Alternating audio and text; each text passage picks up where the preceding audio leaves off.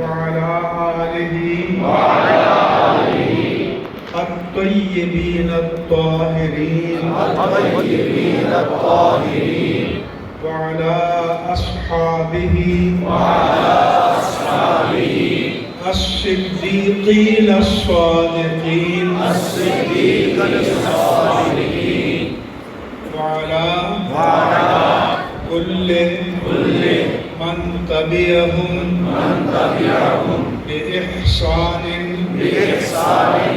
إلى يوم الدين. بسم الله الرحمن الرحيم. باب كيف كان بدء الوحي إلى رسول الله صلى الله عليه وسلم وقول الله عز وجل إنا أوحينا كما أوحينا إلى نوح والنبيين من بعده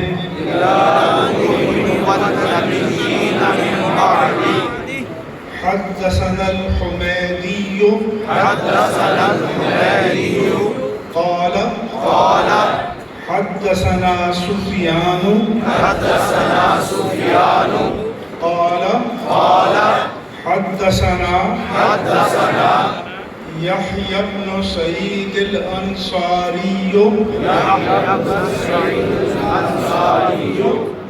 قال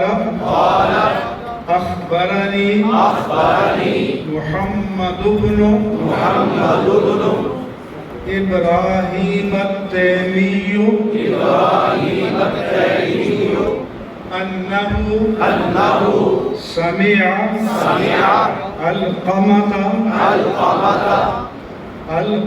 بن وقاص الليثي يقول سمعت عمر بن الخطاب رضي الله عنه سمعت